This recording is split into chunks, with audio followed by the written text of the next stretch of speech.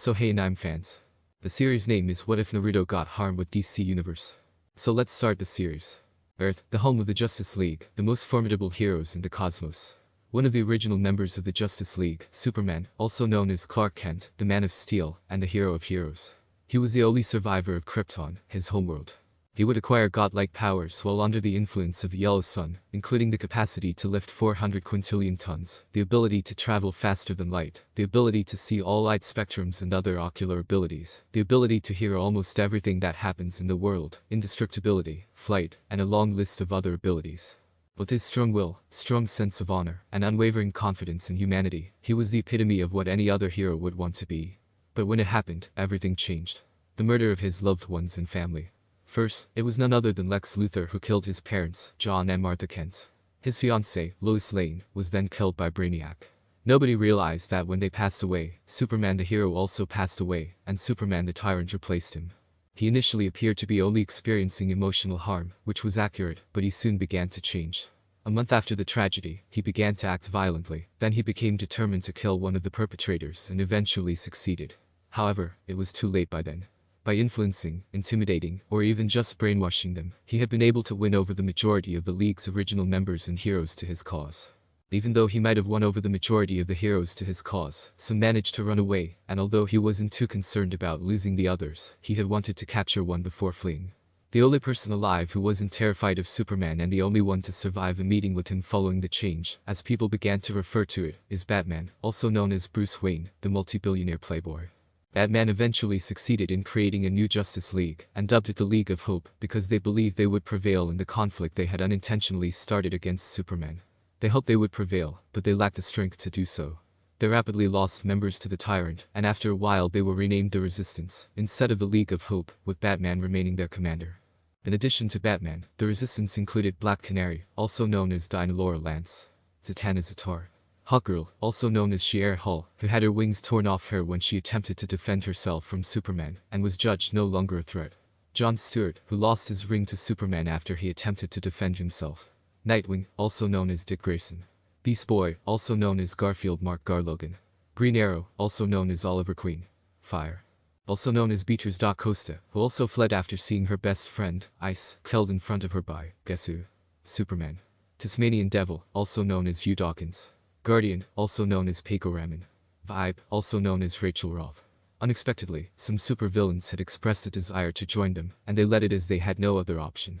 These individuals were Prometheus, also known as Kirk Calhoun, Bane, No Name, Deathstroke the Terminator, also known as Slade Wilson, Roz and Talia al Ghul, who had escaped from their home after Superman had attacked them for their affiliation with an assassination group, and Red X, No Name.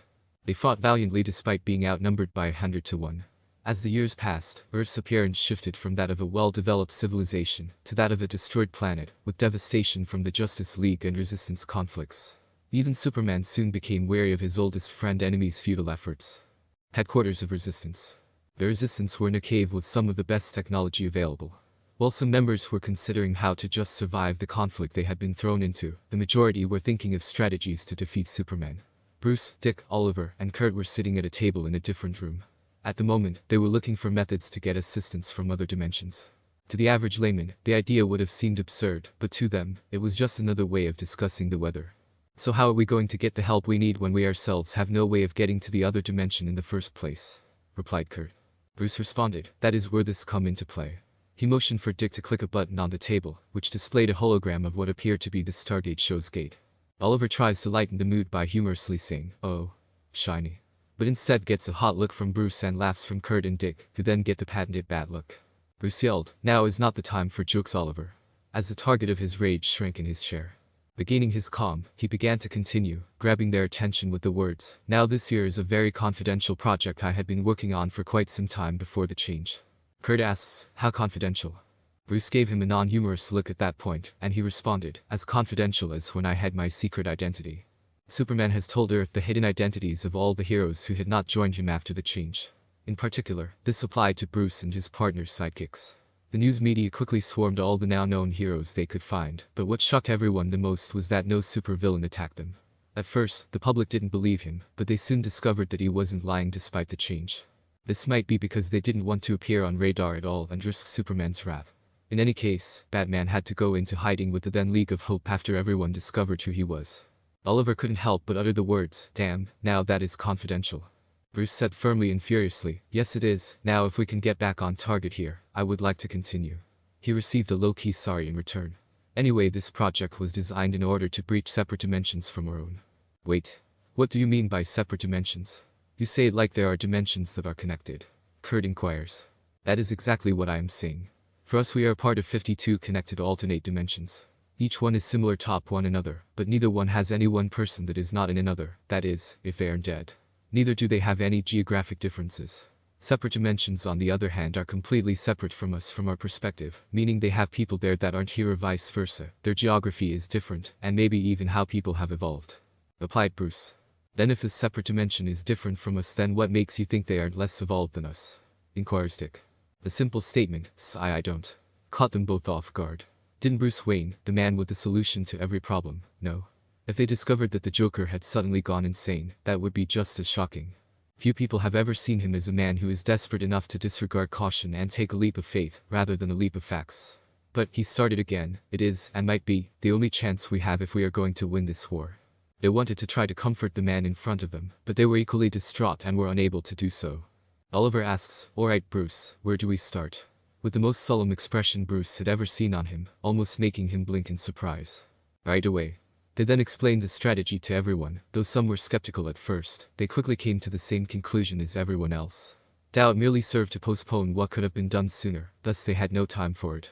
After a year, the Resistance has been able to secretly get the resources required to construct a machine that would, ideally, bring back a person powerful enough to assist in retaliating against the Justice League. The energy necessary to open the gate once was sufficient to power the entire Eastern Shore for 4 years straight, which is why they could only obtain one person.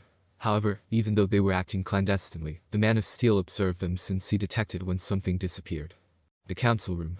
Kurt and Dick were looking at Bruce for the all-clear when Oliver said, "Okay then, Bruce, are you ready to get this thing started?"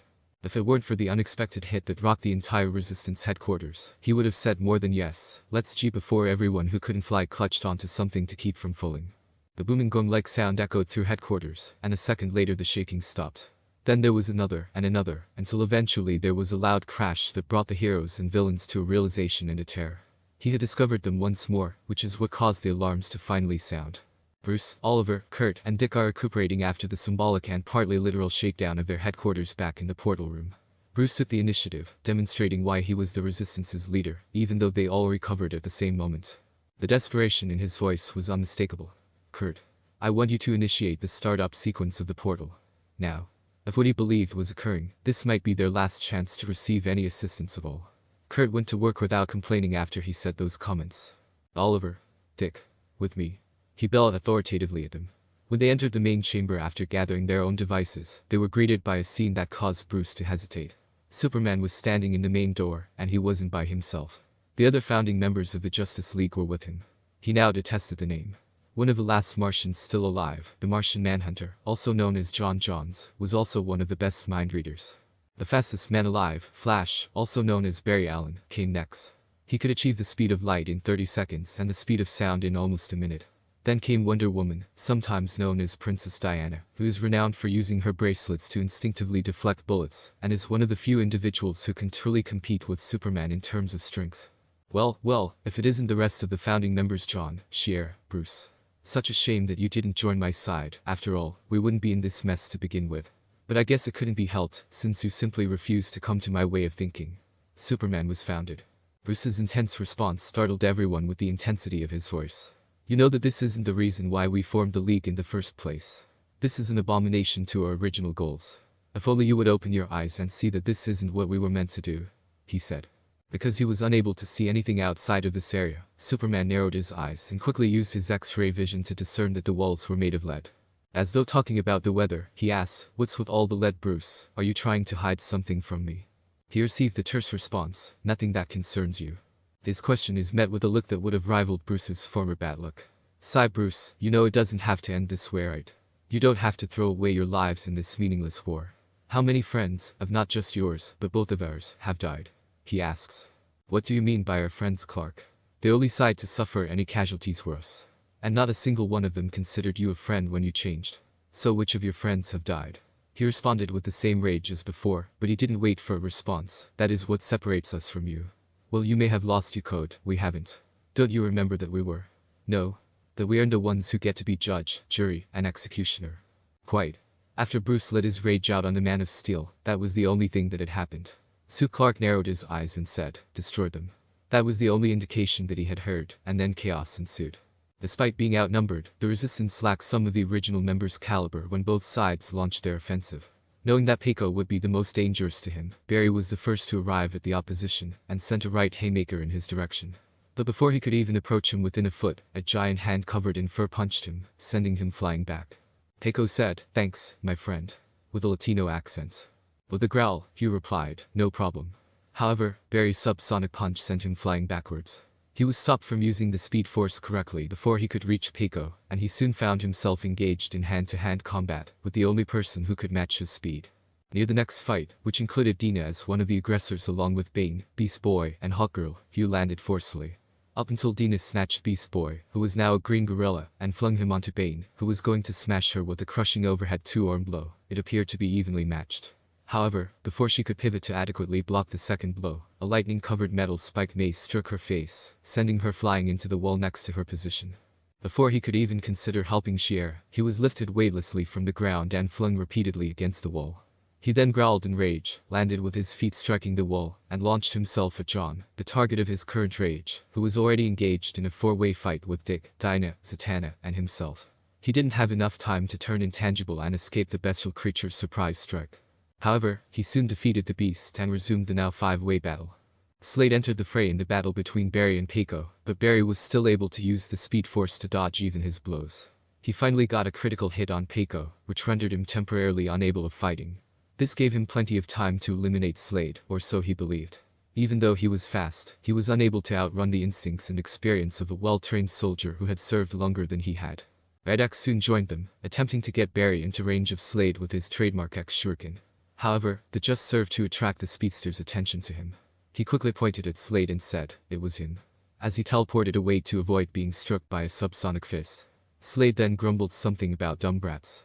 Shier had flown in between him and his target, just as he was ready to unleash some sticky X. Upon closer examination, the bruise that was rapidly developing on her face was clearly visible. Dina was gradually fending off the illumination that had unrestrictedly entered her body in the direction Shier had come from. Before she could even go after her target, she was sent careening into the same wall as before by a large, solid metal pole, covered by black magic, which slammed into her side in a shout of, Azarath Metrian Zinthos. Although the pole itself didn't have much of an impact as Rachel hoped, her magic seemed to have some damaging effect. However, a blazing golden rope snagged her before she could act to aid her comrades. Her eyes briefly widened before she was tossed into the same wall that Dina had lately come to know very well. Following the altercation with John, he soon found himself surrounded by the company of Barbara and Talia, who were physically and figuratively shooting at him. After that, he phased into the earth before trying to surprise his opponents by coming up behind them. However, they were able to evade the Martian psychic assault, since Barbara helped them understand how to handle persons who had the ability to phase through objects.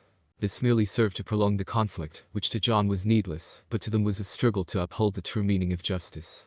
In the meantime, Oliver thought that Bruce, Oliver, Beatrice, John, and Rob were engaged in the most epic staring contest in history with Clark. Before long, the quiet between them was broken by Clark's words. He mockingly emphasizes the word resist as he asks, you do realize that fighting will only delay your own demise. So I ask, why? Why do you insist on fighting? Why do you resist? He didn't have to wait long for a response, and to his surprise, it came from Oliver rather than Bruce, Rob, John, or even Beatrice. You ask us why we continue to fight. Why we continue to resist? Well, it's simple. Well, you may have lost sight of what it was like to be a hero, we haven't. We fight so that way something like this never happens again. We resist, as you have put it, so that way the people of Earth get the choice of what they should do, so that families don't have to cower in fear that you might come down and tear them away from each other. That is why we continue to fight, that is why we call ourselves the Resistance. Because if we aren't willing to do it, then who is? But even though Oliver had given the speech his best, it didn't appear to meet up to Clark's expectations. He sighed and said, very well, before assuming the fundamental posture of Tarquazim Rao, the hand-to-hand fighting style used in his homeworld. Bruce, Roz, Beatrice, John, and Oliver were spurred by this to get ready for the battle of not just their lives, but, as corny as it sounds, all life on Earth. The portal room. Kurt, who was fortunate enough that Superman couldn't hear him, yelled, damn it. Why isn't it working? I've done everything right. I've connected the projectorial couplings to the mainframe, the energy equalizer to the energy emitters, and I even checked to see if the damn thing was plugged in. What the hell is wrong with it? As he started to rant, he started hitting the console with his fists, which made it hum to life, while displaying a digital map of the multiverse. After observing how the gadget began to function, he exclaimed, my good. He searched for another universe that might be able to help them fight back. He decided this was the universe to choose after discovering one with a gigantic green beast, a man with a flaming head, which he found weird, and a male beaters with regular flames. The room began to shake violently just before he could press the lock-on button, causing him to stumble and exclaim, "Woo." He swung his hand across the console, sending it into a spiraling mess, until it landed on a dimension on the very outskirts of the multiverse. He got up and quickly hit the lock-on button, before realizing that it had changed to a new dimension. However, as is always the case in any universe, they always manage to make things worse or incredibly better. As a drop of perspiration forms on the back of his head, he exclaimed sarcastically, "Well, this could either go really bad, or really good. I just hope that whatever comes through doesn't just decide to make me a part of its daily snack." Riddleverse. Anarchy. So much mayhem. That's the one term that may sum up the current situation the best. Just desolate wastelands dotted with holes and pits. You wouldn't be far from the truth if you said that the sky was full of what would be considered the ideal storm. With twisters tearing trees the size of skyscrapers at the roots and rocks that could be compared to tiny meteorites after they had left the comfort of the ground, lightning not only split the sky, but also portions of the earth. Rain that turned into a frozen needle that could pierce glass the instant it left a cloud. In the midst of it all, however, were two creatures. A human-shaped being made of what could be described as the sun-given human form, and a gigantic monstrosity with a single eye that burned a menacing red. The first creature, called the Shinju, is also referred to by the inhabitants of this planet as the Beast. It is a primordial being that, when fully empowered, has the ability to wipe out a person or people, or even an entire world, from the boundaries of time and space. The next figure was none other than Rido Uzumaki, the reincarnation of the second son of the Rakuto Sannin, Asura, the most unpredictable person you will ever meet, the only person to purify the Kyubis, or Kurama as Naruto calls him, core energy aside from his father, the Toad Sage of Mount Maiboku, and the alleged dead last of his graduating class to become a shinobi. As the battle went on, Naruto's form started to change subtly. The most obvious change was that his golden flame-like form quickly changed to a pale, royal purple one. The least obvious change was that his eyes took on a purple rippled appearance, and eventually developed tomo marks, one by one, until there were 12 in all, 3 tomo on 3 rings. The reason for the alterations is because as each of the Biju contributed a part of their own core energy, Naruto began to merge with Kurama, who was given the power resulting from their union. Since Kurama now lacks a recognizable shape, he soon evolved from a 9-tailed demon fox to a more 10-tailed being. Soon after, Naruto himself began to move more quickly, get stronger, develop a more observant mind, be able to quickly analyze the information around him, and acquire the qualities of the Do Spirit art that he is currently unaware he possesses. And as his strength increased, the beast was attempting to figure out why it was now recognizing itself in the ant in front of it. Naruto took advantage of the beast's brief moment of distraction to cut its leg at the knee, and zoom past it at almost light speed. Even though he was successful, he also saw that it was already starting to grow a new limb. He felt the impulse to touch the severed leg before continuing the battle, and when he did, the leg turned purple and transparent before being absorbed into his seal, which is how he eventually realized the boost in strength and speed was caused. However, he only became aware of his eyes, the same eyes that resemble the beast's, except that they are purple, rather than red, when he saw himself reflected in a puddle. A tiny icy grin gradually appeared on his face as he realized he possessed the same power as Beast. In an instant, he vanished, leaving behind a purple flame that eventually collided with the beast's other leg before being severed at the mid-thigh. The beast roared in agony at having sustained thus much damage. It had not been damaged thus severely in such a short period of time, not even by the Rakuto Sannin. Tensei. The beast was lifted from the ground with such great force that it would have marveled at the feat if it hadn't been the one affected. Shinra, the shout of that spirit art's beginning, had sounded as though it came from every direction, and it had even shocked the beast. It quickly disappeared into the storm clouds, leaving a tiny army of roughly 15 Ridos with their right hands extended. They didn't even appear worn out from using such a powerful form of spirit art. Simultaneously, he was recalling how he had first come upon the use of that spirit art, which tragically and sadly devastated his entire hometown. He initially believed that one clone would not be sufficient, so he went ahead and created 14 more. Fortunately, their similar eyes suggested that they would possess similar skills to his. They were taken aback by their ability to propel the enormous beast past the storm clouds when they unleashed the many Shinra Tensei. He was also taken aback by how naturally he was able to use his inner force to execute the spirit art. This was the first time he employed stated spirit art, even though it seemed like he had done it all his life. However, such worries were quickly put to rest when the beast shot through the clouds, one leg completely recovered and the other not long after. Its return to the icy, merciless ground was accompanied by a tremendous explosion upon landing. The original was uninjured, but the enhanced Jinchuriki and his clones were faced with a wall of dust that repelled them in earnest. The beast's limb was completely healed as the dust settled, and he could see it gazing ominously at him. And it produced the loudest sound he would ever hear in his life, as though its only purpose was to frighten him. And a wall of sound appeared in front of him. Even though the beast's power seemed to be dwindling, his eyes expanded slightly at the strangely stunning sight of such an accomplishment. He instinctively raised his hand before the wall of sound could reach him, and then he yelled, "Shinra Tensei," loud enough to drown out even the moving wall of sound. Then, a wall of gravity the size of the wall of sound erupted from his outstretched hand, and he managed to catch a sight he never would have imagined possible. The strength of the retaliation appeared to surprise the beast, the Shinju, the strongest being in the world, and the very thing that caused the entire world to use core energy. The sound of about 1,000,000 exploding tags going off simultaneously would be the only thing that could even try to replicate the sound that happened when the two walls touched.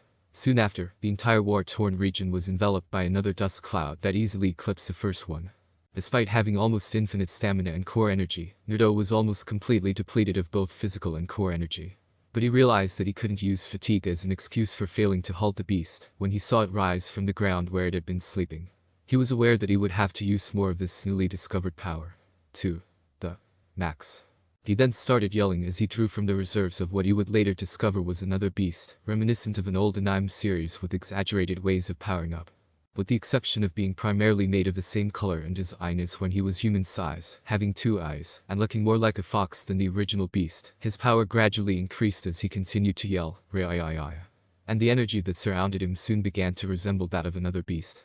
He had anticipated being inside a transparent skull, as he had been with Kurama, but upon completion of the metamorphosis, he discovered that he was actually the massive structure of pale, royal purple flame core energy. With a maniacal smile that triggered alarms in the brain of the original beast. Then, as if he had never been there, he disappeared and reappeared in less than a half-second. Correct. Inside. It is. Face. And he had delivered a punch of great magnitude with a swift blow that the beast could only anticipate and could not stop. Boom. And such was the sound that reverberated across the country when the face of the primordial demon god with one eye collided with the gigantic purple flaming hand. The punch's force and the strange searing feeling it experienced when the fists made contact caused the beast's head to reel. It began to orient itself, but the entity that now challenged it for dominance attacked it once more.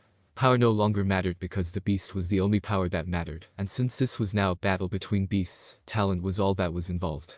The original might have been there for a while, but it lacked a tactical mind and the experience of facing off something as powerful as the Rakuto Sannin, who, it must be said, only succeeded in defeating it by enclosing it within himself. It was unable to keep up though, now that it was up against a creature as strong as itself. It was stopped when it attempted to strike with one arm, and it soon discovered that another of its opponents had once more struck it in the face. Boom. The blow caused its head to spin back again. When it attempted to defend itself, it was attacked by its opponent's fist once more, either from above or below, but this time it wasn't the one it was fighting itself against, because it had branched out from any part of the creature. As the battle went on, the original progressively adjusted to its new circumstances. Despite its best efforts, it was unable to equal its opponent's ability level. They eventually split up, but only because Naruto made the decision to put an end to it. The original, however, was still healing from the first beating it would ever sustain. It could only widen its eyes at what it was seeing as it looked for the cause of its present discomfort. Perhaps the largest Bijudama it would ever see was what it was witnessing. Before its opponent uttered the 2 words it never imagined it would fear, it had been compressed to the size of a small building, and was nearly blazing with foreboding force. Before a pillar of light was sent at the original beast and onward, Bijudama was the serene proclamation of the most devastating assault in history. If viewed from space, a beam of pure energy would emerge from the planet, permanently disrupting its initial motion, and causing it to rotate vertically instead of horizontally. The pillar of energy quickly vanished from view, exposing that nothing had been there during the encounter of an attack that very well might have, and would have swept across 10 worlds. It was only because Naruto aimed the heavenly blast skyward that the planet survived. As a result of firing such a thing, Naruto now lies down in the crater that was created beneath him. You could tell by looking at him that, if there were ever a word to describe him right now, it would be tiredness. In actuality, he might be the live example of fatigue right now. The fact that he still had some core energy remaining to sustain himself after giving that attack is always fortunate. He believed it to be small, but now it was more than even a dozen Jonin would have combined. Now that his metamorphosis was complete, you could see exactly how he appeared before he wore the exhilarating strength of demonic core energy that had been purified. He had golden hair that was kept back by the Hittite that Sensei Jiraiya had left for him after his death, and he was tall, nearly 6 feet even. Underneath his ragged red short-sleeved haori with a black flame like design at the hem, he wore a dull orange sleeveless muscle shirt that was less scratched than the haori, black shinobi-style pants that were more torn than the shirt, but still less than the haori, and black shinobi-style sandals that were the least damaged. Finally, his right arm was completely covered in an odd piece of armor that featured the Uzumaki clan symbol on the shoulder, but quickly disappeared into a puff of smoke, exposing his bare arm underneath. If you haven't already, you might be wondering where everyone is at this point. The response is, well, straightforward and depressing. The Shinobi Alliance had been battling the resurrected beast, while Naruto was training to better control his Bijimoto. When he attempted to leave, Iruka was able to persuade him and his temporary sensei, Kurabi, or Killer Bee as he calls himself, to stay. The beast had torn itself free from its masters, while he was training to better manage his change, and it then went on a rampage that annihilated over 80% of their soldiers. Naruto saw the beast demolishing the last members of the alliance with a Bijudama, just as he was beginning to feel prepared to fight in the now-gone war.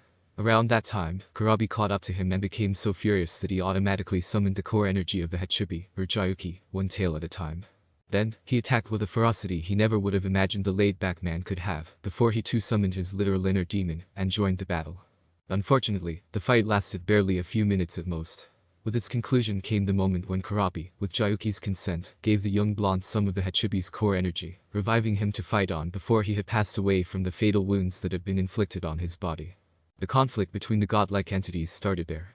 And that marked the beginning of the end of the shinobi world as he knew it. He was thinking about being able to join his pals in eternal rest, as he recalled the enjoyable times they shared.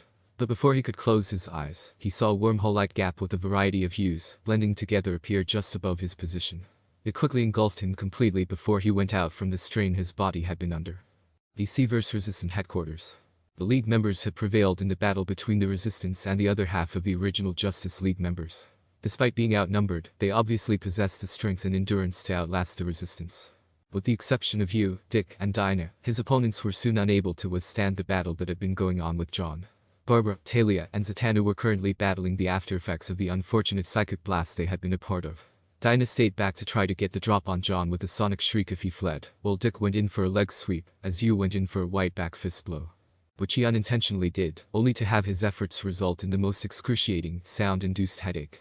He had soared up and out of Dinah's reach before more harm could be done, allowing him time to heal, unless she intended to bring the entire headquarters down on everyone. Before long, he emerged from the wall behind Dick, trying to jumble his thoughts. Fortunately for him, Yu was able to stop the Martian in his tracks, but all he did was shove Dick aside as he was being attacked. The other bouts were only momentarily stopped by his cry of agony before continuing.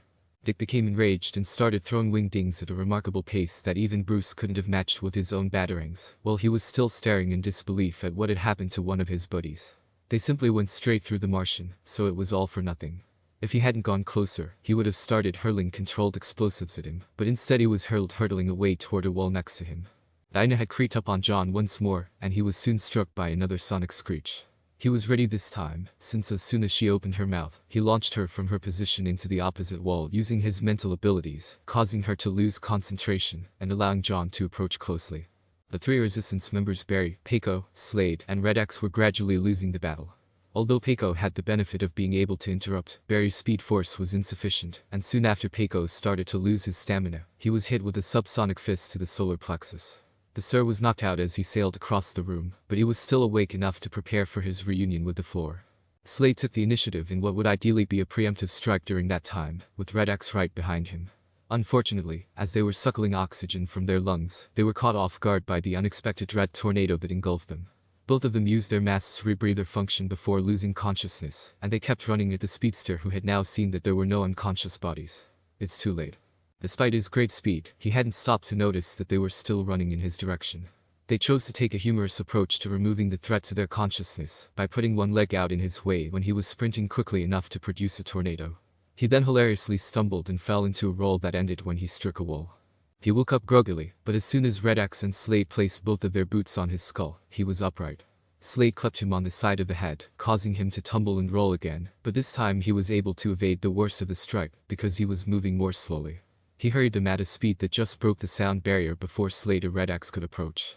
Unfortunately, Red X was struck in the side of the head and ended up sprawled on the ground, while only Slade had escaped the near supersonic fists.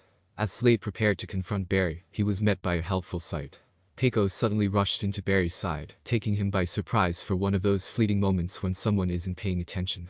Before Barry could punch him, Peiko returned and was standing next to Slade, preparing for the remainder of this protracted battle. Dina was seriously harming her small portion of the resistance, as the battle with Barry, Slade, and Peiko continued.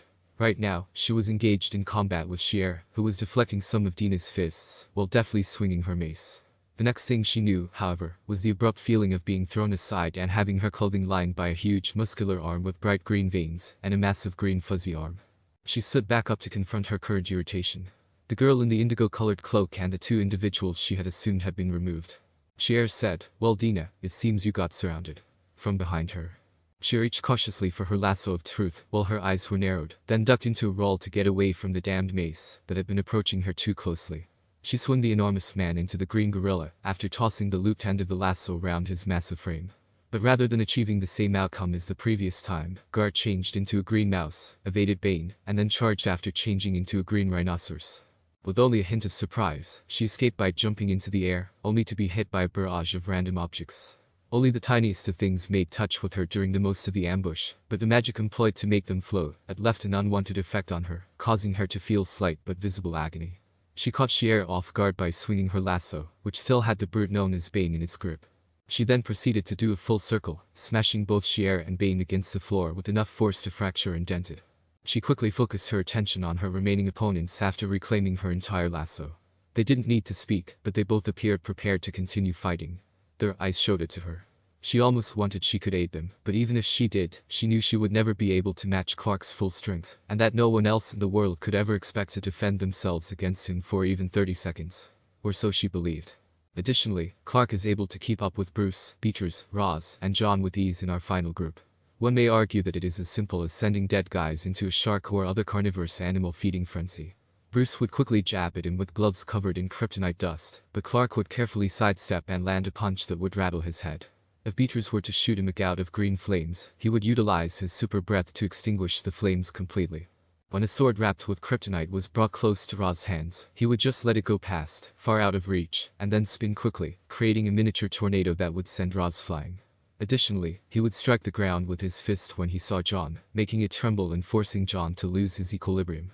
However, John saw a ring fastened to the Clark's belt as he was sent tumbling once. But it was his ring, not just any ring. His assignment to the Green Lantern Corps was indicated by the ring of that. His eyes widened at Clark's audacity, and he began to focus on the ring, hoping it would find him and come back to him. The ring gave out a drab green glow before emerging from its enclosure and heading in John's direction. When Clark noticed that John was not trying to attack, he noticed that the ring was put on John's finger. John, grinning at the minor triumph, was soon clad in the Green Lantern outfit's skin-tight green costume. Before long, Clark was on the defense again after being struck by a green hard light fist, followed by another and another. From his point of view, it was, to put it mildly, unpleasant. To be placed on the defense merely because one individual managed to obtain a ring. Even though it was possible for anyone to design anything they wanted to wear, the ring was still a ring. He soon became wary of defending, so he threw his fist forward, destroying the construct entirely, when the next green fist appeared. John recalled this with a terrified expression, since it was precisely what had occurred when he had gone to battle Clark. He stopped in place when his terror took hold, and the realization that he wasn't alone didn't even help. Taking advantage of this, Clark went to retrieve that annoying ring. Clark was irritated and wondered, how much kryptonite does he have? I knew he would be prepared for me, but this is ridiculous. Until he saw a batarang covered in kryptonite dust. The identical kryptonite-covered blade that almost struck him in the side but came close enough to sap some of his power, jolted him out of his reverie.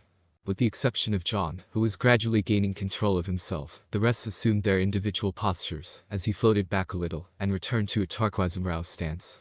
He quickly understood that someone else had been absent for a while, after giving it another narrow-eyed glance. And just in time, too, since he remembered that Oliver had disappeared not too long before, and avoided a bullet or rather, an arrow. Oliver then joined in to provide ranged support as the battle went on. The portal room. At the moment, Kurt was protecting his eyes from the intense, multicolored light emanating from the device he had assisted in building a year earlier. He soon realized that the light was going out, and that he wasn't being eaten by some ravenous monster. However, his face turned very pale when he failed to see anything at all. It had failed. The machine started to shut down after failing to drag a human across the interdimensional barrier. This was it. Today marked the end of the resistance. He started to just give up by walking through the door, but he paused as he heard moaning coming from behind him. What on earth was the source of that? He was certain that he was alone because, as far as he knew, no one else returned here. Suddenly, he had a sudden and intense insight. He skipped over checking beneath the machine. He was starting to question whether being called a genius was really appropriate for him now. Thus, he saw a wary young man with blonde hair when he turned to look behind the machine. Even though his clothing was in ruins and covered in blood, he seemed to be uninjured. Kurt found himself inquisitive about the unconscious individual in front of him. What had happened to this man to make him look this way? Was it a consequence of using the portal the machine created to travel through the multiverse? Or had it been something else? Whatever it was, he saw that the machine's console had not yet shut down. He made the decision to find out what kind of distinct realm the man was from. He was completely stunned by what he witnessed. However, it was more a result of what the people could do than of the world's archaic and Japanese-like culture. Everybody possessed powers in this planet. Everyone. What he discovered about this dimension was much more startling than that. He was completely frightened by what had lately been written about the planet, but it also gave him optimism that he hadn't experienced since the League of Optimism. It was unprecedented to be able to design an attack of such divine proportions. Whatever he called it, it appeared as though nothing could get in the way of it. Dogo Bisha. Bigadatso. Bijudama, no. Before the other 10-tailed creature was completely destroyed, he heard him, it, or whatever it was say it. He might add that this individual gave them the advantage they needed to retaliate against Clark. However, based on his apparent exhaustion after that battle, it appears that it will be some time before they, or rather, he can take the fight to them. He was startled out of his once optimistic thoughts by the deafening crash. He understood that if Clark managed to get his hands on the machine, they would be in serious trouble, therefore he should switch it off. No, scratch that, destroy it. He then went to fetch the blonde to one of their escape vehicles that had the room after destroying the machine with a lot of effort. After making sure the man would be okay, he stepped outside and informed Bruce that it was time to leave. And quickly. As Kurt entered the main chamber, he saw the most terrible scene. Fortunately, the majority of the resistance had not been killed despite being thoroughly defeated. After that fact, the thought that came to him was, yet. He observed that some were still engaged in combat, including Slade and Keiko and Barry, Rachel and Garfield and Dina, Dick, Zatanna, and Talia, who had managed to fend off the effects of the psychic blast. And, finally, Bruce, Peters, Oliver, and John engaged in a very difficult battle with Clark. He understood that unless a miracle occurred, everyone was completely and royally screwed, and that no one would be able to get out at this point. After entering some commands into his Gauntlet's built-in computer, he started running to meet Bruce and deliver the more than exciting news. After catching up, he was able to draw Bruce away without Clark seeing, covering his mouth with a gauntleted hand, and pressing a finger to his lips. He let go after getting a nod. The first thing out of his open mouth was, "Did it work?" And he received a crazy smile in return. "Oh, it worked alright. More than we could hope for." He was going to depart when Bruce nodded, so he rushed to complete what he had come to say. "Hold on, Bruce." Then he paused to turn to face one of the few people he had never imagined working with. "What?" He made no room for argument, which was difficult for him to do because we were talking about Bruce Wayne, the Batman, and he said, "You need to get everyone to an escape vehicle. There is no way we can win this fight. I'll divert their attention while you get everyone else out. And no, Bruce, I am not letting you help. Did you forget that you helped me with my hand-to-hand combat over the years since the change? Or did you forget that I have as much kryptonite as you now to handle Clark? Don't worry, I will be right behind you the whole time, got it?" He started working on attracting the Leaguer's attention after he had a nod of understanding. He initially attracted John's notice by hurling a light grenade at him, and he continued to do so, even after he fled to another Leaguer. He attracted Dina's attention by insulting her folks, not herself, repeatedly, sending her into a wild wrath. He swiftly caught Barry's attention by just hitting the man, while he was distracted by Slade and Keiko. He may have also made a remark about how slow he was in more ways than one. He made small gestures that only Resistance members knew were meant to signal to each Leaguer that it was time to flee, as their attention was drawn to him. He found it most difficult to repel the 4 Leaguers and persuade the others to flee when he encountered Clark. When he succeeded in persuading them to go, he was straining his body to the breaking point, avoiding deadly blow after deadly blow, taunting after enraged taunt, and doing everything he could to retain their focus on him, while simultaneously attempting to avoid being struck even once. The others managed to flee. "It's over, Kurt, there is nowhere to go.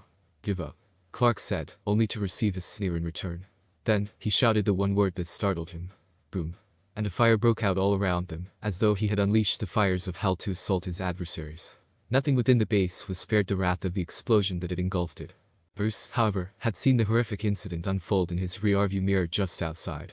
He was certain that Kurt was the cause, which quickly led to the reason he refused assistance.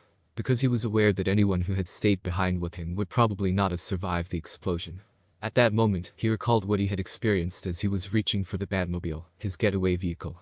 2 weeks have passed since Kirk Calhoun's self-sacrifice, 2 weeks after the Resistance headquarters were infiltrated, and 2 weeks after their dubious attempt to find an ally failed.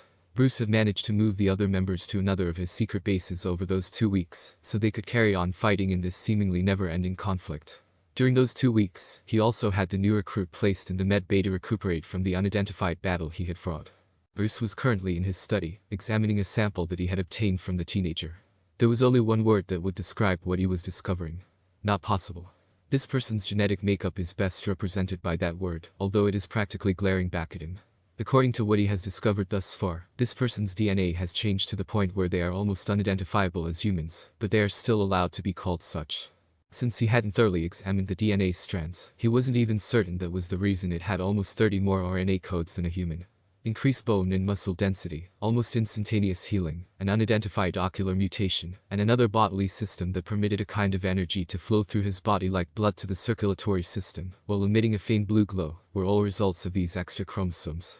Let's just say that he was on the verge of losing it when he made the decision to identify the nature of this energy. The energy he was researching was a complex blend of some of the most complex energy types, such as the energy that lights John's lantern, and some that gives it the ability to be antimatter, albeit not as untamed or uncontrollable. And he was really concerned about that, and rightfully so, since Hal Jordan had informed him about the anti-monitor, and he was relieved that it had been resolved. However, there is another individual, animal, entity, or thing that is capable of doing the same thing, but they may be 1,000 times more hazardous. Even then, that energy was insignificant compared to the other source he had discovered, which seemed to be either drained or muted to the point where it was nearly undetectable, while focusing solely on the energy in front of him. Even though it was almost non-existent in the individual, the readings he obtained were and remain off the charts. It emitted a stronger purple glow than the other energy, and it simply exploded with purpose and power. It was the same kind of complicated combination as the other energy, but it was far more powerful. For example, it could power the entire former United States of America continuously for decades. He was able to observe the slow motion of this energy, as though it was thinking, nearly sentient. The only known living things composed of energy are the ones that fuel the lantern's rings, so how is that possible? Bruce made the decision to take a break at that point since, even if that person were himself, one can only comprehend so much at a time. He was also fortunate since he saw that it was well past midnight and almost morning as he glanced up. He then proceeded to take a brief snooze, while reflecting on his new ally finds. Unknown place. At the moment, Naruto was in a blank empty universe. The only thing he could see was himself. At the moment, he was wondering how he got here and why. Was this his punishment for defying a god's will? Was it that no one could be saved by him? Was it because he killed Shinju, the beast? If he knew, it might be for a whole different reason. He made the decision to act after squandering an insignificant amount of valuable time in contemplation.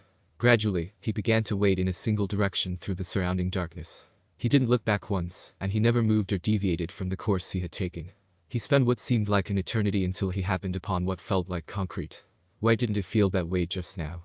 He continued his relentless search for his whereabouts regardless of the changes in the landscape.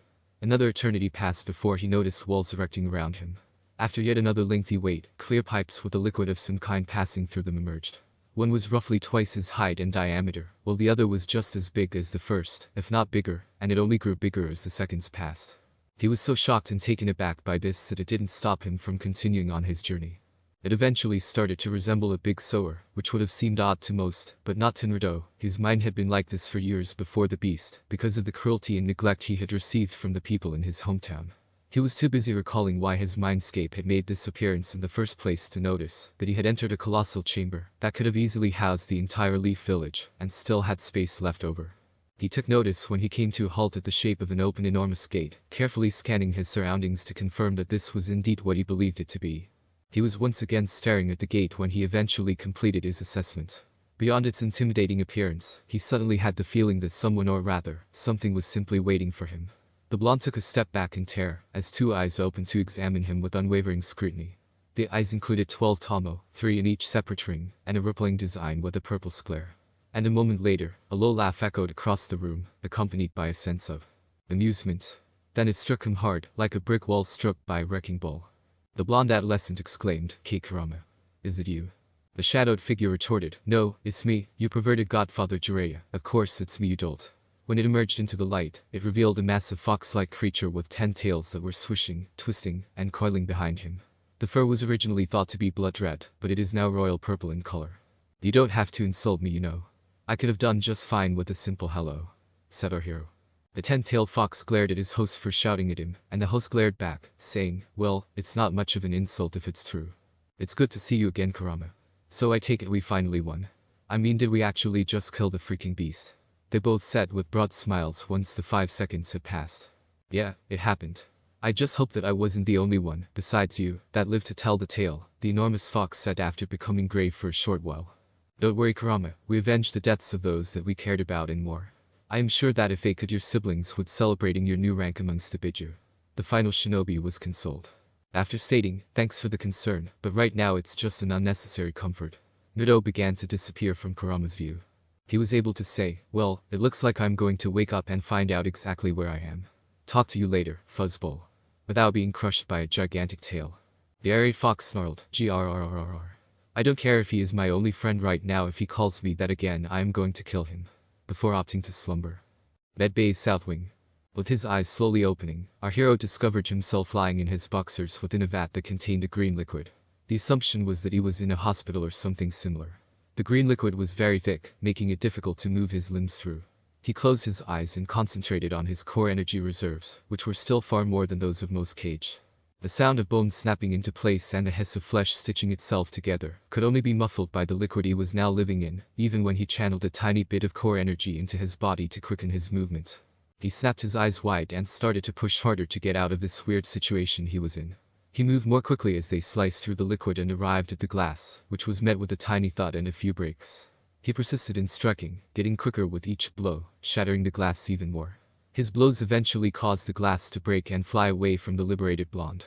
While performing his little escape, the Jinchuriki didn't aware he had also broken silent alert. He collapsed to his knee, gasping for air, as he flowed out of the container with the liquid. Shaking his head rapidly, he looked for his clothes, which were on a counter almost ripped to pieces. When he reached the clothing, he directed a tiny bit of his core energy into the repairing seal he had applied to each item of apparel when he was training with Karabi.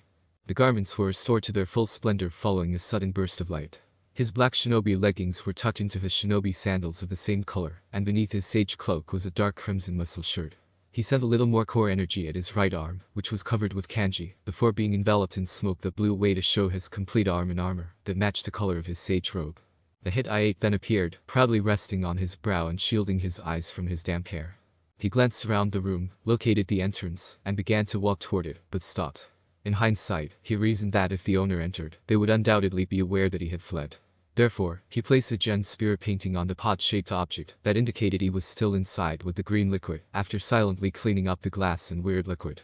He opened the door as quietly as he could, not even seeing that the single piece of glass still protruded from the broken silent alarm, nodding in appreciation of one of his best illusions. He moved as gently as he could along the ceiling, so that no one could see or feel him, figuring that he would have to keep going in order to find a way out. South Wing Hallway. Rachel was complaining that it was too early and was on her way to check on their guest in the medbay.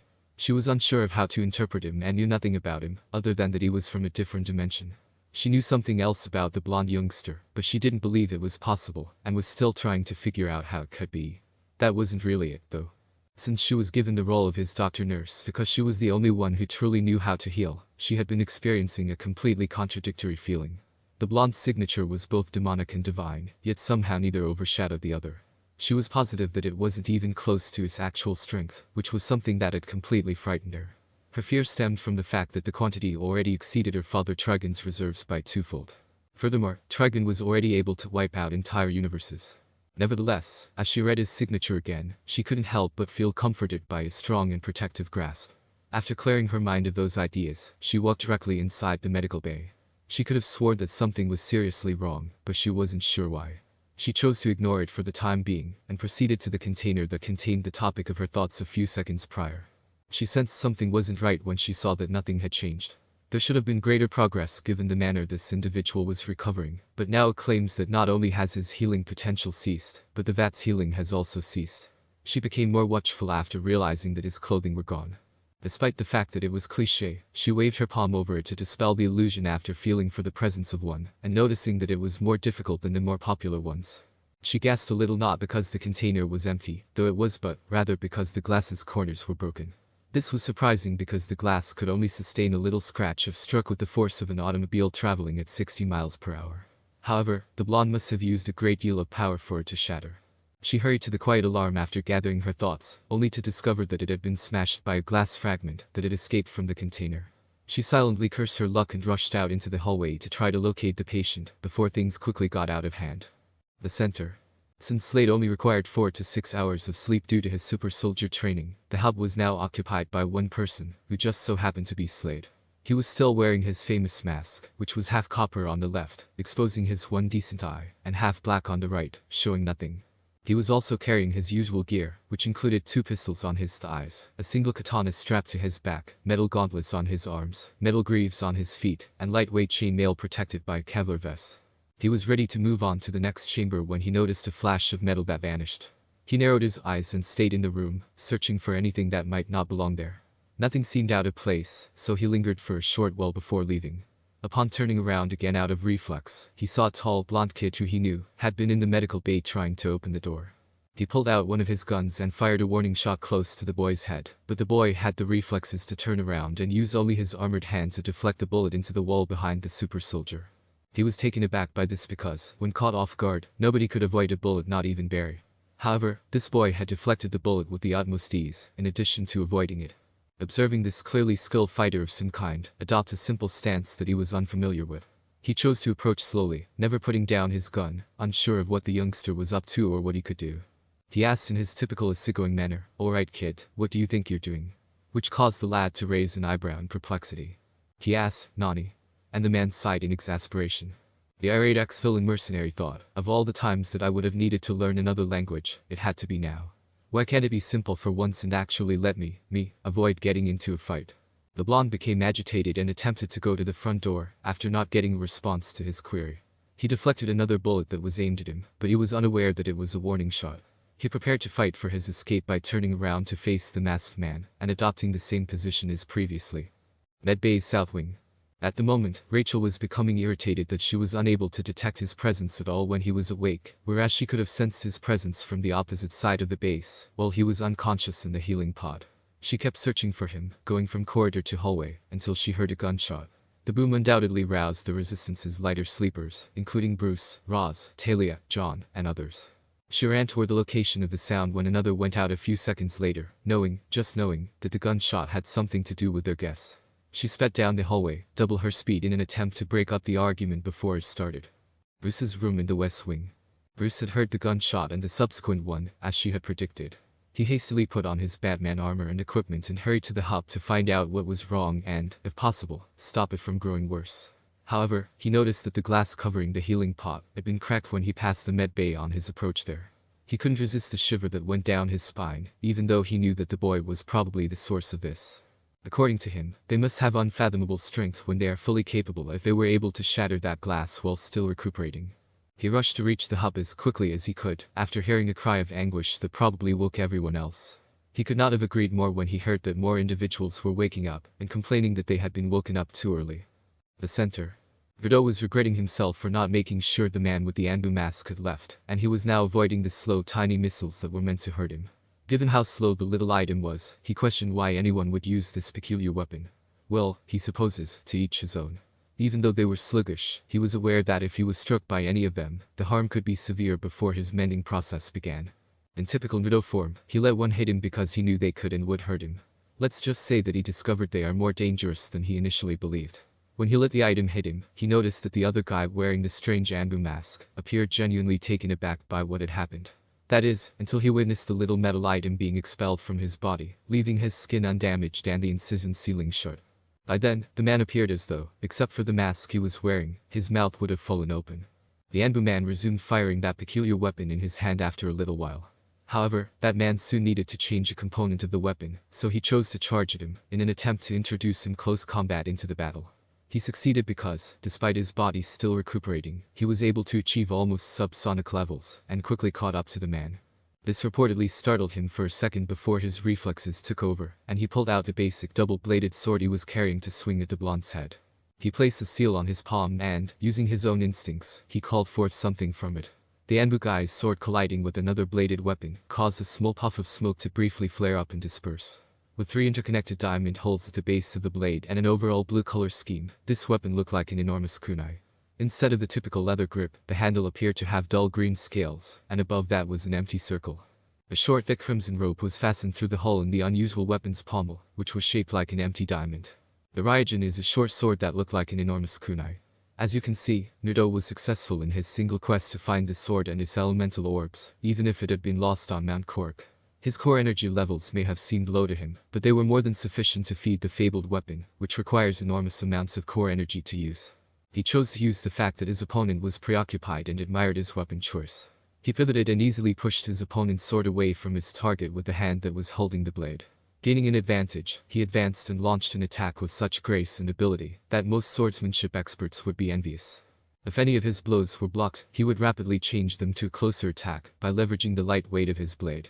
The Anbu man was only standing because of his own remarkable battle instincts and reflexes. One could see the argument was tilted in favor of the blonde adolescent after they had split up.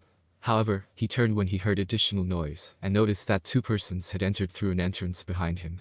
His opponent attempted to attack while he was momentarily preoccupied, but something happened that he would never forget when he was within a foot of hitting. When Naruto heard the incantation of an unidentified spirit art in his mind, his eyes abruptly transformed into the beast's eyes as he faced the 2 newcomers. Ninchidu. Then all of a sudden he realized what was going on in the room. How odd and terrified the other 2 were looking at him. How other people were entering through different doors. And above all, that the previous person was going to deliver a presumed fatal blow. He whirled around, the Tomo in his eyes spinning rapidly with agitation, not even bothering to tell the masked aggressor the time of day. Everyone there heard him say 2 words that momentarily upended their entire world in a second. Shinra Tensei. Subsequently, an invisible force hurled the disguised opponent into the closest wall. Then he sag, asleep but still alive, mind you. Everyone but the first 2 people inside prepared to assault, and they would have if it weren't for the loud, manly voice that reverberated throughout the space. Although he was unsure of what he had said, he could sense the authoritative tone in his voice, and noticed that everyone was uncertain but retreated from him. He was even more perplexed when he saw the man in charge eradicating the Do Spirit art, wearing what appeared to be a bat-themed costume. When he saw the man approaching, he assumed a new position that was more advantageous for wielding the weapon in his hand. He knew the man was harmless when he raised his hands, but based on his posture, he could tell he was skilled in Tai spirit art. After a few period of stillness, he eased himself into a comfortable standing position.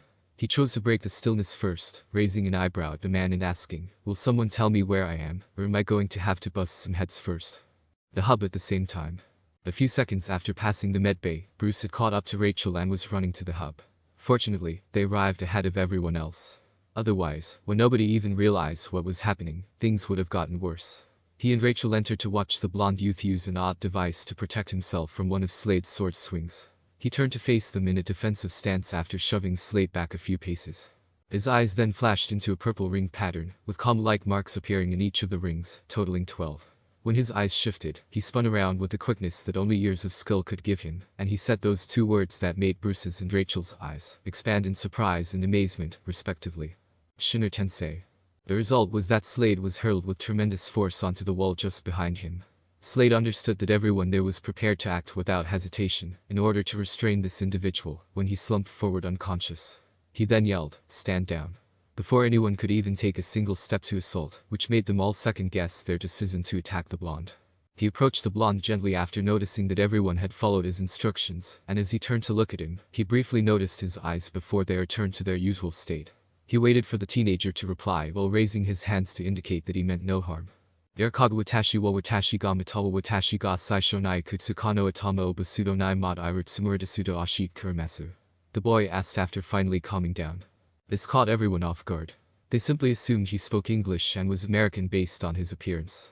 However, it's been said that when you assume, you make a fool of yourself and me in this case, primarily them. Even though Bruce might have been taken aback by this, it only caused a little pause in his response and mild annoyance at the manner in which he posed the question. He nevertheless responded, "Anata wa watashi tachi no hanshinai nai node, sanoi nai watashi wa nani ga okadair, no ka setsume suru kodo ga takirus and watashida soni kuruboi, watashi wa soro shitai to amamasu." When he noticed the blonde's hesitancy, he made the decision to try to defuse the situation by ordering everyone to return to their beds, in order to reduce the number of people.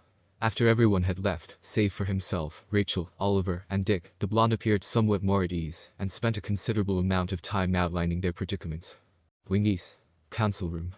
He was able to quickly and covertly discover what they were talking about using his do-spirit art, while he was following this oddly dressed man, cloaked girl, guy who appeared to have a green fetish as strong as Mito guy, and another guy who was wearing a skin-tight black and blue suit with an odd eye mask.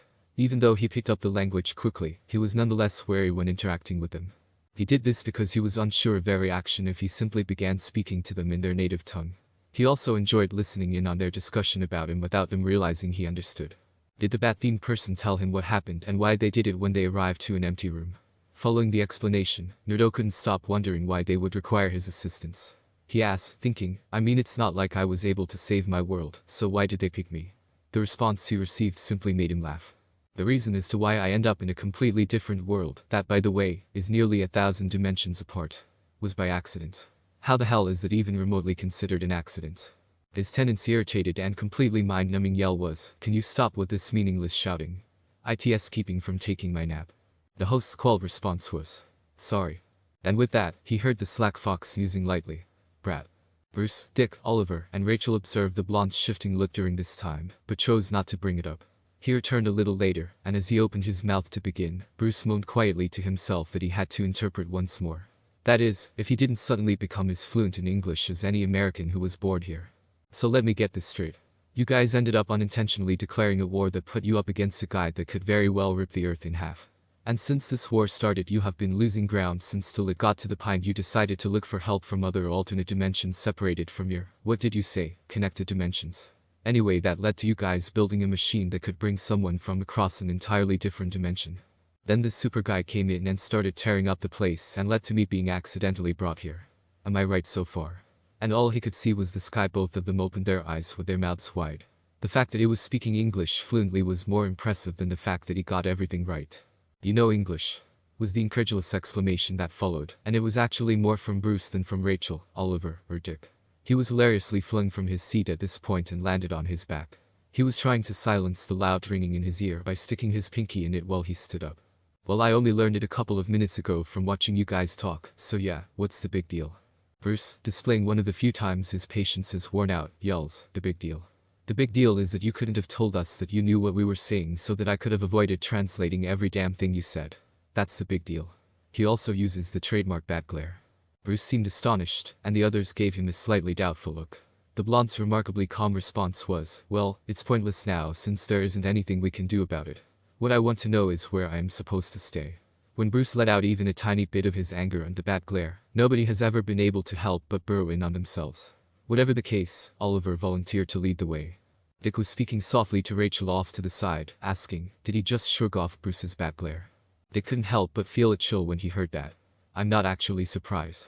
After all, the sheer power I was sensing from him when he was unconscious, she said, shuddering visibly. Let's just say that even if he's still recovering, he still has more power than any of us in HQ. Even though they might have been quietly conversing, Bruce was still able to hear what Rachel had to say. Even he couldn't stop the tiny anxiety that sprouted in his head when he learned that the blonde was more powerful than anyone at headquarters. If this boy is as powerful as Kurt, and now Rachel, say he is, then we may have just stumbled across someone that no one could hope to beat in general. And yet, it seems as if he is holding back something. What it is I don't know, and I hate not knowing things that could be a threat to our efforts.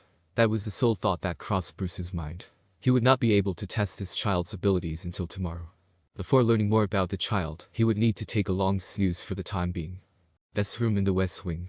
Now, Naruto was lying on his back, staring up at the ceiling and wondering why he had interrupted another conflict. Indeed, he might have simply refused when they told him, but doing so would have prevented him from being himself. He turned to his side and immediately fell asleep after letting out a lengthy sigh of mild frustration. Throughout what remained of the night, Naruto had been having fast-paced back-and-forth dreams and nightmares about his life back home. One was of his family and friends, while the other was of his time spent being ostracized by the villagers and subjected to repeated beatings. Another was of him learning Zen spirit art with Jiraiya during their 3-year training journey, and the subsequent chase by Akatsuki members. However, the subsequent nightmare was different. It was more akin to a vision than a dream. It showed him beginning to get back up after being flung against a wall, his garments ripped apart, his pants still partially intact, and blood streaming from his brow. Even though the buildings around him were as tall as those in a megacar, they appeared to have been damaged by the impacts of war. He noticed someone floating down to face him when he looked up, but he couldn't see much of them because they were cloaked in shadows.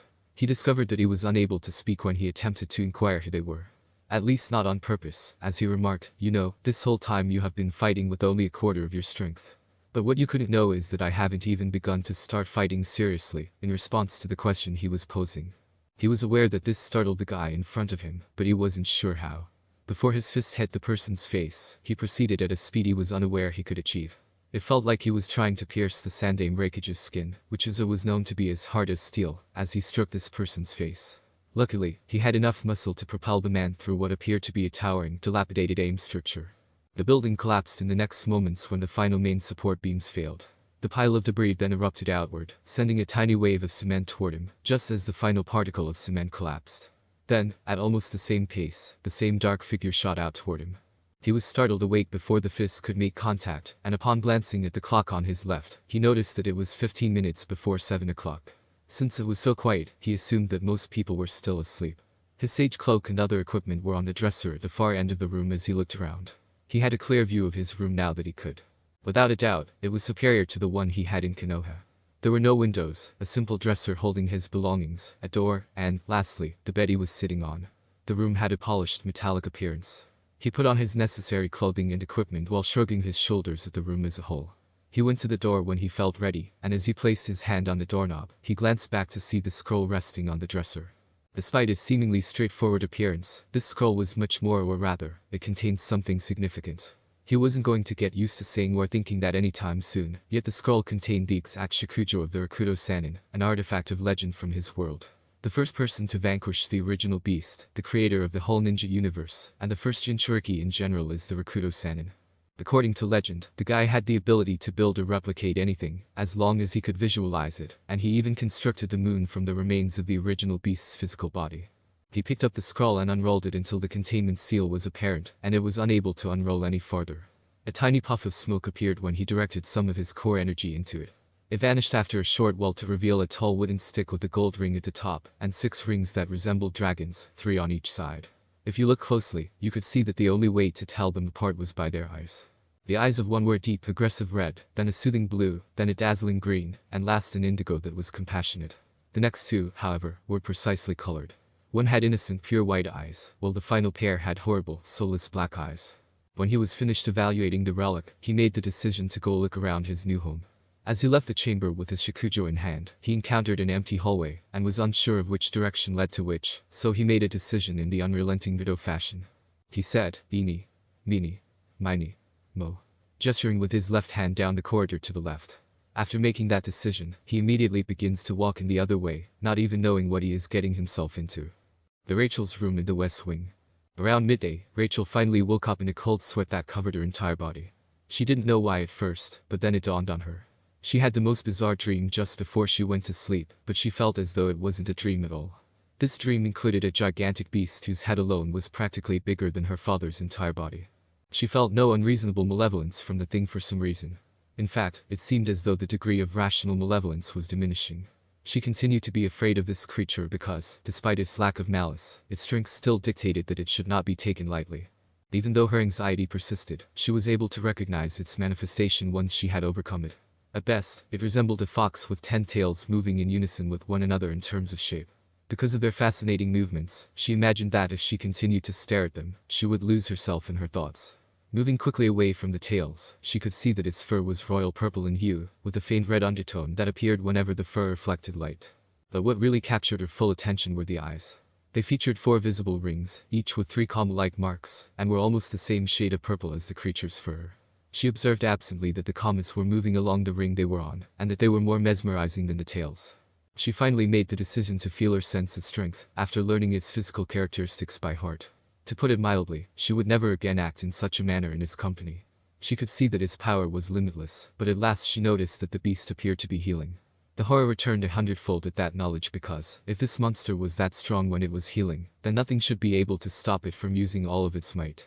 Then it said, "Are you done staring me or do I need to give you a moment?" She ended up landing on her butt when it spoke, indicating that she was jolted out of her fear-induced paralysis. She gradually regained her calm and concluded that in the first place, she needed to know what this thing was. If not, the fact that she was half demon would be even more insane.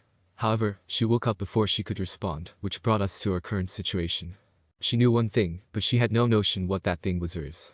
Whatever that entity is, the fact that she was able to sense real, living sentience from it proved it wasn't a dream. She took a shower after gathering her thoughts, and then hurriedly changed into her regular clothes. However, she couldn't resist taking a brief look before leaving her room, and seeing that something was wrong with her mirror. As she looked over, she grabbed it up but dropped it swiftly, revealing the same eyes from her dream before it hit the ground. She leaned down to pick it up, and when she saw that it simply had the typical twin set of red eyes staring back, she let out a little sigh of relief. Although she had never been very pleased to see the indication of her demonic ancestry, she was relieved that it wasn't those eyes this time. Eyes up, she put down the mirror and strolled back to the door to make use of the remainder of the day. Before they returned, she missed the mirror's switch that changed the twin set of red eyes in her dream to the same purple eyes when she left her room. Unexpected hallway. Since he didn't know which hallway led to which location, Naruto was currently aimlessly wandering around. He became aware of his hunger at this very moment, and his stomach appeared to concur by making a loud rumbling noise. He utilized his keen sense of smell to locate what he thought was the kitchen, not even showing any signs of shyness. When he finally located the kitchen, he was devastated to see that there was not a single morsel of ramen. He had finally persuaded Tucci and Aim to show him how to manufacture it just before the war, so of course that didn't stop him from starting from scratch. Naruto succeeded in creating the so-called food of the gods after a few attempts. To create the ramen even better than Tucci and Aim could understand, he even added his own special talent for improving everything he was taught. When Naruto recalled the first person to show him any affection, his attitude abruptly became solemn. Nothing would ever alter the fact that Tucci and Aim will always be his first and most valued people. He finished preparing his ramen and brought it to the table, rapidly overcoming his own depression. Being incredibly lazy today, he created a clone to go cook him a couple more bowls of ramen because, of course, one bowl wasn't going to be enough, as usual. After around 5 bowls, he decided he had temporarily satisfied his craving and addiction, and set out to explore again. This time, however, he had a specific objective to accomplish. Locate the training room. Because he would need to learn to control it, even if he had the strength and capacity to utterly bulldoze his way out of everything. After all, if he wanted to help these individuals, he would have to learn to hold back. In light of this, he placed the dish in the sink before setting out to locate the training ground. What? Did you really believe that he would simply go and use another bowl after scuffing up the first one? At least he now realizes that was blatantly foolish. He attempted searching for a means to locate the training room as he left the kitchen, but he was unsuccessful. That is, until the girl from this morning who was wearing the cloak turned the corner. Finding someone he at least knew at a time when he needed assistance caused a tiny smile to appear on his face. In order to get her attention, he swiftly flashed the upgraded Harem in front of her in a subtle manner. He could have anticipated getting struck in the head for frightening her, but oddly enough, she retreated a few paces and gave a little gasp, her eyes wide. A black wave of what he thought was core energy threw him all the way down the hallway, and the next thing that happened was more of the kind he was used to. He was able to see, move, and speak normally after only a few seconds of stargazing. That typically lasted longer, huh? He shrugged and concluded that it would be best to approach the girl who could send him flying across the hall in a composed manner. The kitchen hallway in the east wing. Rachel had just taken a few steps down the hallway that led to the kitchen when she suddenly saw someone standing in front of her. That individual was the same blonde youth from this morning, and she briefly sensed his energy signature again. In that instant, its very existence completely overpowered her, and she unconsciously retreated a few paces. The worst part is that he wasn't using it to express any intent, and the thought of him doing so made her already pale skin turn completely white. Then, using her magical abilities, she threw him across the hall based only on instinct or accident. It took her a moment to understand that she had likely enraged the one man who could defeat everyone in headquarters. Immediately. Now, she thought quietly, he is probably angry with me for that, if not outright. That wasn't the case, though, because he woke up without appearing the least bit worn out. She was utterly perplexed by this. If he could endure being flung against the wall as if it were insignificant, what was he made of? In any case, he appeared to reconsider his strategy before approaching her composedly. She noticed the odd staff he was carrying in his armored hand at that same moment. To put it simply, it was unique. What were they called again? It appeared to be one of those Japanese monk staffs they would always have with them. Of course, they were known as shikujos. In any case, the larger gold rings, many-colored rings, made this one special. However, something wasn't quite right. Distinct. The smallest energy signature appeared to emanate from those circles, whatever they were. She then saw that the wooden portion of the staff appeared to have some sort of inscription on it. However, the sound of someone cracking their fingers in her face brought her back to reality before she could investigate it any further. She returned to the sound of hello. Anybody home? When the person's hand appeared poised to snap again in front of her face. She blushed slightly in shame at being discovered dozing off in such a way. She composed herself quickly before saying, "Yes. What do you want?" "I was just wondering where your guys' training room is." "You do have one, right?" He lightheartedly backed up without pausing for a second. Okay, maybe a little, but this wasn't what she anticipated from him. But to simply request the training room not even a day after emerging from a 2-week coma. It wasn't typical. He just nodded before leaning against the wall, but she responded, "Yes, we have one. If you could wait a moment I will be back to show where." Then, noticing an odd odor that filled the air, she went to the kitchen to grab a fast supper. She returned outside after that to see the blonde adolescent still leaning against the wall, seemed focused on something. Before she decided to try reading his mind, curiosity began to take a slight grip. Here, the term try is crucial. She encountered unsurmountable resistance the instant she attempted to read his thoughts. Walking through a furious thunderstorm at its height was like that. In other words, indestructible. The fact that he didn't even appear to notice startled her, though, and she let out a breath of relief. Nevertheless, he was aware of this. He turned his head to face her, and his smile literally made her face flush again. How is it that he can make her blush with a simple smile when she hardly knows him? She was virtually afraid for her life from this person only a few moments before, and now he is making her feel weak. This was completely nonsensical. "Alright. Now can you take me to the training room?" he says. She nodded slightly in agreement, and the two of them started to make their way to the training room. Kitchen hallway. A short while before. The deadpan voice of said Kit's best buddy said, "Well, Kit, it seems that you still have the uncanny ability to become a metaphorical punching bag for any woman you meet. Even in another dimension." "Oh, shut up, Kurama. That isn't what's important," was the host's mildly irritated response. "Oh? And pray tell, what is?" the 10-tailed giant fox asked inquisitively. His tenant sighed in frustration as he said, "Don't tell me you didn't see the fear in her eyes. I mean the moment I was in front of her the first time she looked like she was overwhelmed or something." Without the sense of terror the fox gave him, he would have said, "Well Kit, I think I may be the reason for that," but Naruto tried to cut him off. "If you even think of interrupting I will make sure you don't have a single night of restful sleep. HMPH, like nightmares are going to do anything. You're going to have to try something better than that." He pondered with pride. The evilly smirking divine demon fox continued, "Who said anything about nightmares? No, you would get something more of the embarrassing type." His host became pale. The blonde's accusing, then terrified, mental voice was, "You wouldn't, would you? I believe we both know the answer to that one, Kid." With a defeated sigh, he gave in and let Kurama to go on. To avoid his second interruption, he began, "Now as I was saying I might be the reason she was afraid," and then gave his host a mental stare. "Anyway, more to the point is she is a powerful Hanyu and has certain abilities, with one that specifically allows her to sense a being or entity's amount of power. And with said ability she was able to sense my power that, like me, resides inside you." The host had the odd notion, "But that doesn't make any sense. Even if she was able to sense your power, you are still recovering from the fight with the original beast." "That may be true, but even now I can tell you I already have more power than I did when I was just a Kyuubi. And we both know that I was already a force of nature when I was only a 9-tailed fox. In your case just remember the feeling you got when you tried using the sensing ability of Sage Moto on the original beast," he said with the Jinchuriki grinning.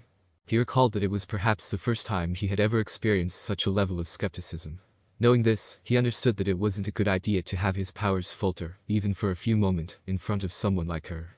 However, a tiny sigh that he heard coming from the direction of the kitchen interrupted his thoughts. He glanced over and observed that the girl was most likely prepared to go to their training room. "Alright. Now can you take me to the training room?" he says. He began to follow the girl after he saw her not in agreement.